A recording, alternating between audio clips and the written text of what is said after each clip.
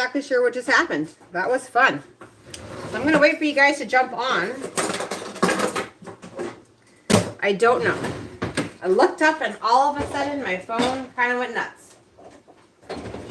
You haven't missed much here. We're still waiting for a simmer on this end.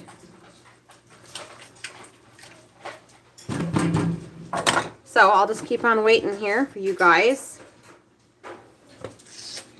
Might take you a few minutes there. Which is such a bummer because there was a comment and everything on the old stream and we had like 10 people in here.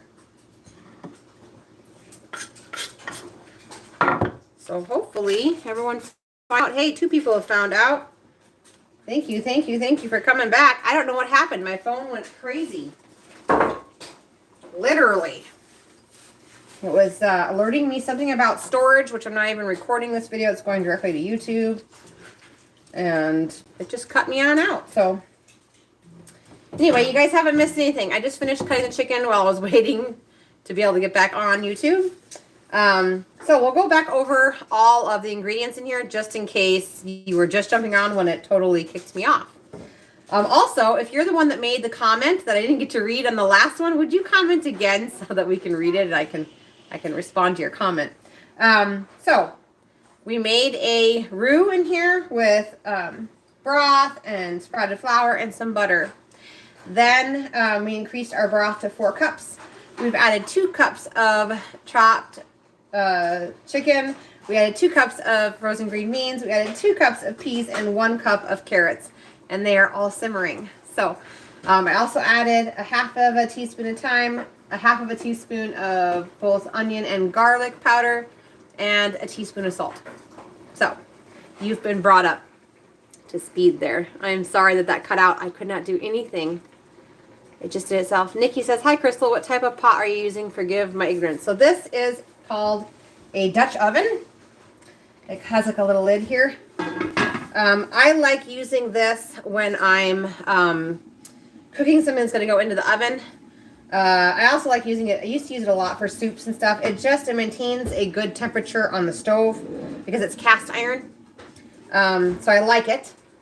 This is going to cook up nice and fast here. We're just looking for like a medium, like halfway cooked, because it's going to go right into the oven. So we just have a few more minutes before we got to have our container ready to go. I'm going to go ahead and preheat my oven. It needs to be preheated to 350 degrees. And just don't walk away from this because it's going to need to be stirred about every minute or 2 because of the thickener that's in there. Okay. So I'm just going to stir it one more time. I hate it because when it starts to burn down to the bottom, then all of that nice yummy gravy ends up tasting like burned gravy, which nobody wants. So we're going to do that. This is again over medium heat. We are bubbling. And I'm going to go ahead and get this nice 13x9 pan into the view there so you guys can see it. I got to move a bunch of spices because I decided to get those out. My house is kind of a mess right now. It's been a day here. We've had a lot of projects and school, etc. So it's been a little nuts. And again, this recipe is in my cookbook. I will get the link down below if you are in a rush to order it right now. It is in the description box of every single video for the last 2 years. You just click on it. It's $18.99, and you pay with your form of payment, your card, whatever card you want, or PayPal, and I just ship it to you. So, as I say before, it's on page 43 of the new cookbook. And the new cookbook is the same as the old cookbook. It's just a different format, and I was able to publish in the United States instead of Canada and save everybody some money. And if you have my old cookbook from several years ago, it is on page 110. Okay, so we have this really, really deep 13x9 pan. This is a Pampered Chef deal here. I love it for my large family because a standard 13x9 pan only comes to like right here. So I can fit extra in here, which is good when you're feeding a lot of people. So we're going to get this. I'm going to stir my pot one more time, and we're going to put some tallow on this. I did find some more jars of lard in my pantry, which I was excited about. But I have this jar of tallow, so I am using it, and actually I'm starting to like the taste of tallow. I'm going to have to admit that publicly now. I don't mind it so much. I actually really enjoyed it when we made those Taco Bell quesadillas last week. It was super good. So anyway, we're just going to, this has been next to the stove, so some of it's a little runny. We're just going to coat this pan with your choice of healthy fat. You could do tallow, you could do lard, coconut oil, duck fat, goose fat, butter, any of those things that are semi-solid at room temperature. But this is nice golden tallow. And then what I'm going to do is, I'm going to put too much tallow in here. I got a little too excited about the tallow. Okay, hang on. Scrape some of the extra stuff out. All right, there we go. And I'm going to stir this one more time. It should be just about done. Like I said, we're just going for half cooked. It's going to bake the rest of the way in the oven. So let me do a little test. What you got, honey? 541. All right, let's see if the green beans are about half. I like to do it half like this. I mean, yep, they're about half. I like to do it halfway like this because I have a really bad habit of when I go to bake something and all of the vegetables are frozen and the carrots are raw, I go to pull it out because the top is nice and crispy and the stuff inside is still crunchy and it's gross. So I started doing this way a long time ago just to prevent that from happening. So we're just going to go ahead and dump her on in here. Now, you can use a regular 13 by 9 pan if you want. You may want to reduce the amount of vegetables that you're putting into this mix because it will fill it up to the top. And then we still have to add the cornbread that's on top. Now, that cornbread recipe is part of the original recipe, but also, if you just wanted to make just cornbread, there's just a cornbread recipe also inside my cookbook. And I've taken that to potlucks, and people come over and say it is the best cornbread they've ever had in their life. Which is so awesome because then the next sentence is, can I have the recipe? And the answer is always yes. And then they find out that it's like that because it's light and fluffy and delicious because it's been fermented. Just blows people's minds. Okay, so there we go. It's nice and full. I'm leaving about a little over an inch for the cornbread. Now, my oven is preheating. This next step, you need to move relatively quickly, and you're going to see why. When we add the rising agents to this mixture that has been sitting for 12 hours, this is going to rise very, very rapidly. It gets extremely foamy because it's been, fermenting, soaking at room temperature. And so it gets super, super, super foamy extremely fast. So this reminds me of, like, I don't know if you guys have ever used spray foam, like in your windows or whatever. I mean, it moves quickly. So I always want to make sure that I have this ready to go before I start on to the topping because it will go everywhere. Okay, so we have the topping here. We're going to add the remaining ingredients that we still need to add, which is 3 eggs. So, little forewarning, these are already washed water glass eggs. So they're going to appear runnier than normal. That is normal. They are coming out of being stored for almost an entire year. Because it is going to be, well, it was a high -4 today, and it's going to be -35 tonight. The chickens stopped laying. They're done, and I can't say that I blame them. We're going for 3 eggs, but then I have to reach into my water glass storage, which they're still bright yellow, but the yolks are very, very runny. Okay, we are on to the next ingredient, which is 1/4 cup of melted coconut oil. So it's right here. I'm going to grab a fork. There it goes. And I just melted that over the stove there.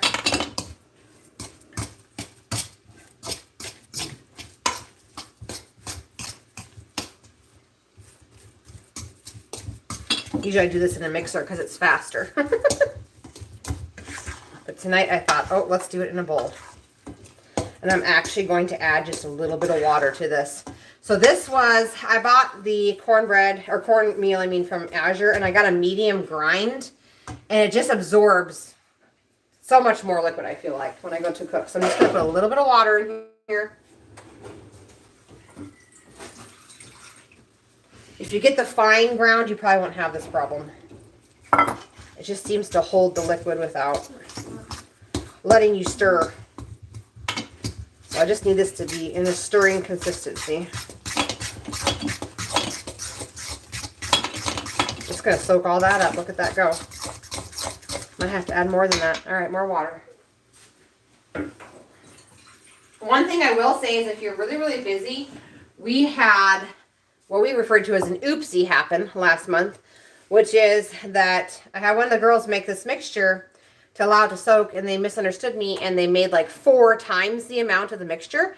But let me tell you, that is not a bad thing. So what it is a 1.5 cups of wheat flour, 1.5 cups of ground cornmeal, and then the kefir. And so we let it all sit for 12 hours, and then I just took, I think it was 2 cups. No, 3 cups. 3 cups of the mixture out of the bulk mixture, put it in freezer bags, and froze it flat. And that way, whenever we need a quick meal, we can do this. And this stuff's already soaked. It's already been soaked. It's into the freezer. And you just add your eggs and stuff to it. It worked super, super slick. And I keep telling myself, I should do that again, because it was just like, oh man, we just need something fast. And it's fast. And it's yummy and delicious. So we're just looking, I'll show you guys when I get to the consistency here. It's kind of trial and error with this. I'm not used to this grind on the cornmeal. This is a new bag. Okay, so this is the consistency we're looking for. It's kind of like a porridge, okay? All right, now we're going to add our rising agents, and things are about to get crazy. The recipe does call for a 1/4 cup of honey. You don't have to put it in. I'm not going to, because the honey this time of year in my pantry is like super crystallized thick because it's cold into the pantry. And I don't want to melt it, and we eat it without the honey. If you have picky eaters, don't skip the honey because they're probably used to a cornbread mix that has sweetener in it. Okay, so we are going to go ahead and add baking soda and baking powder. So we're going to do the soda first because the powder is what makes it go kapoo. So soda is 1 teaspoon.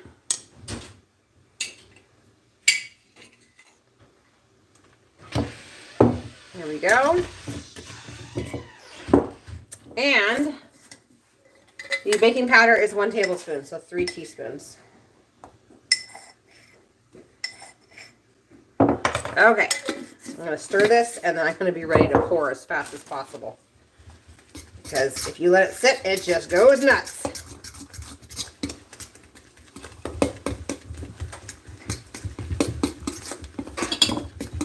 I'm literally stirring down the foam because it's coming fast. I don't know if you guys can see that rising, but it's rising in here. Okay, so we're going to go ahead and pour this right over the vegetables. This is like a chicken pot pie, but better because it's got cornbread on top. So good. This is so foamy right now. All right, so I'm just going to smooth this out. And this is going to go into my 350-degree oven. It's almost 350 degrees. It's 325. So we're going to stick it in anyway because it is going to foam right out of this pan here pretty quick. All right, so it's going to bake at 350 degrees for 30 to 45 minutes. This particular pan, because it's the deep pan from Pampered Chef, is probably going to be closer to an hour. So as soon as it gets to 350 degrees, I will set a 1-hour timer. So my experience with the topping, because I know someone's going to ask, you just stuck it in your oven and it was already to the top. Isn't it going to just bubble over in your oven? I'm sticking it in the oven as fast as possible, even though the oven is still preheating, because that outside of the batter will start to cook.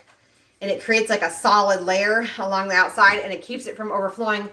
I've only had it overflow once, and that was because my 13x9 pan was completely full of vegetables and chicken all the way to like maybe ½ an inch.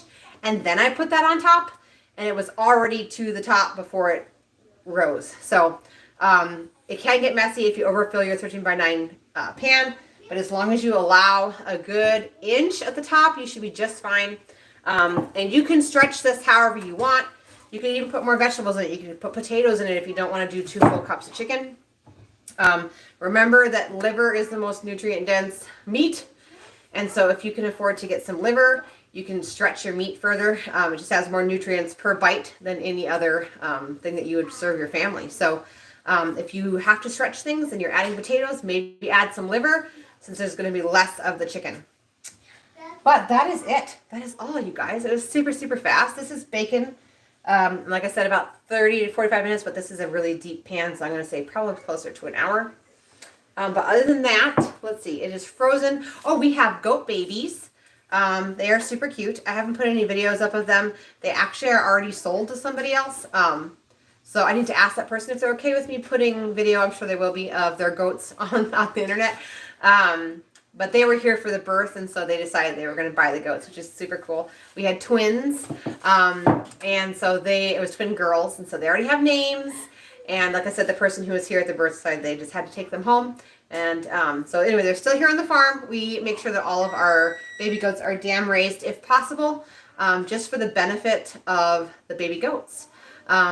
A lot of times people sell the baby goats right off because they want the milk, and we want the milk too. But I also want to know that when I sell somebody a goat, that goat is well nourished and is going forth in their life with lots of good nutrients and wasn't raised on formula. So we let them have their mamas and their time with their mamas.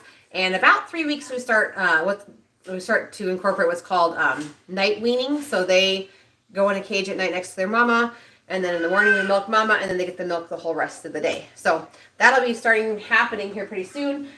We've already actually started milking her because she's producing so much milk that she's feeding both of the twins, and they're not emptying her. So we're still getting like a pint and a half, almost a quart sometimes, depending on the day, from her. And then we still have one other goat in milk. So I'm happy to have milk coming into the house. It's always a good feeling to have that coming through because we were starting to get kind of thin, especially when it came to like making yogurt. We haven't been able to make yogurt in forever. So I'm excited to get going on all of that stuff again. Baby girl says hello.